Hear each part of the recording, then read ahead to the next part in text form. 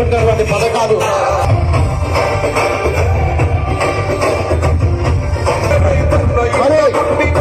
జరిగింది.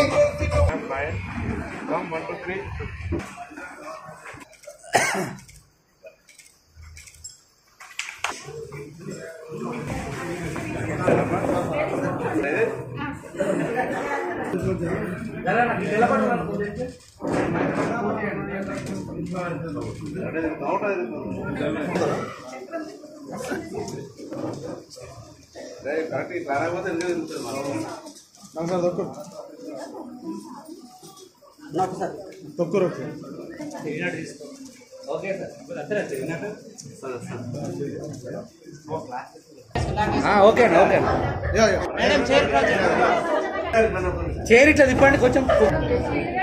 ఫోన్ సంపత్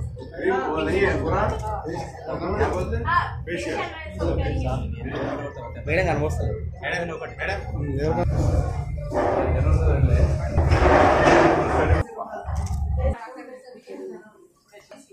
చాలా అవసరం ఉంటారు మా ఊర్లలో.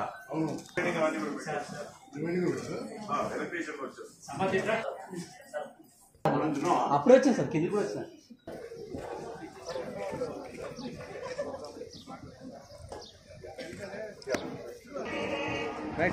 గౌరవ మంత్రివర్యుల చేతుల మీదుగా గ్రంథాలయ సంస్థ చైర్మన్,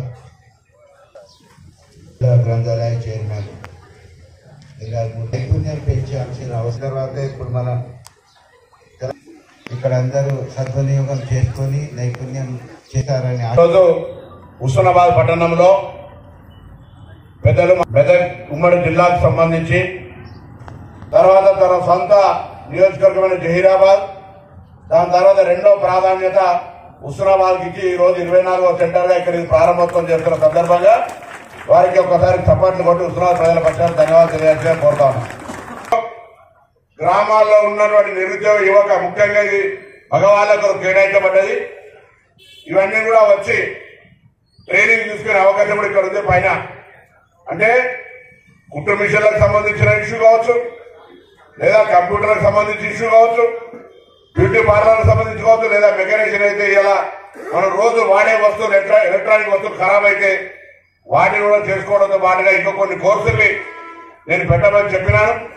ఆ కొన్ని కోర్సులు ఇంకా కూడా మీరు వీటిని సక్సెస్ చేస్తే అందరూ వచ్చి ఎన్రోల్ చేసుకొని ఇక్కడ ట్రైనింగ్ పొందితే వాళ్ళందరికీ కూడా భవిష్యత్తులో ఉద్యోగాలు కల్పించేటువంటి విధంగా కూడా నేను చర్య తీసుకుంటాను. మీ అందరూ అన్ని స్కీమ్స్ కూడా మీకు అవగాహన చేస్తాడు. మహిళలు హుస్నాబాద్ నియోజకవర్గంలో ప్రతి మహిళ ప్రభుత్వం తరఫున ఏదో ఒక పథకం పొందాలి.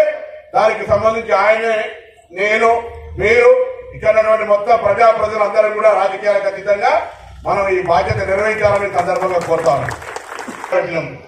ఇప్పుడు ఓన్లీ విదేశాలకు వెళ్లే వాళ్ళు నర్సు కావచ్చు, డ్రైవర్ కావచ్చు, వంట మనిషి కావచ్చు, ఇతరత్ర ఇంట్లో అనేక ఈ కార్పెంటర్ కావచ్చు, ఇతరత్ర కొన్ని ఉద్యోగాలు బయటి దేశాల్లో అధికారికంగా టామ్కామ్ అని ఒక ఆర్గనైజేషన్ ఉంది.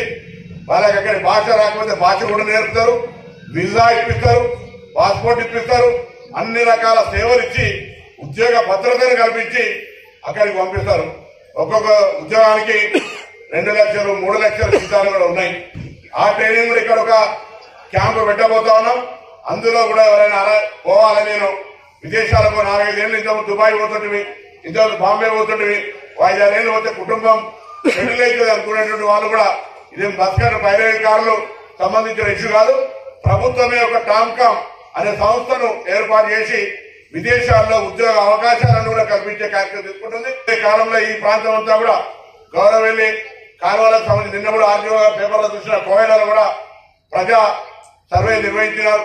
తప్పని కాలువలకు సంబంధించి కొద్దిగా ఎవరికైనా ఈ వేదిక ద్వారా విజ్ఞప్తి చేస్తా ఉన్నా, కాలువలు చేయడానికి రైతులకు కొద్దిగా సహకరించండి. అక్కడ ఎవరి పట్ల విమర్శ కానీ, నేను ఇంజనీర్ కాదు, ఇంజనీర్లు అలైన్మెంట్ చేసిన ప్రకారంగా దయచేసి అందరూ సహకరిస్తే తొందరలోనే కాలువలు కూడా తీసుకొచ్చి ఈ ప్రాంతం ద్వారా సస్యశామలం చేస్తాం. సస్యశామలం అయిన తర్వాత పరిశ్రమల కేంద్రం ఉండాలి, ఇండస్ట్రీ ఉండాలని అక్కన్నపేట మండల నాయకులు, ఆ చౌటపల్లి నాయకులందరూ కూడా వస్తే అక్కడ పోయి చూసినాం. కొంత వద్దు కావాలంటారు. నేను కూడా వాళ్ళ విద్యత నేను వారికి అన్యాయం చేసేది లేదు. ఏం రసాయన ఫ్యాక్టరీలు లేను, కెమికల్ ఫ్యాక్టరీలు లేను, ఫార్మా ఫ్యాక్టరీలు లేను, వాసన రాదు, అంతా అగ్రికల్చర్ రిలేటెడ్ రైస్ మిల్లులు, కాటన్ మిల్లులు, సీడ్ ఫ్యాక్టరీలు, గోదాములో ఉంటే ఉద్యోగాల అవకాశాలు పెరుగుతాయని చెప్తా ఉన్నా.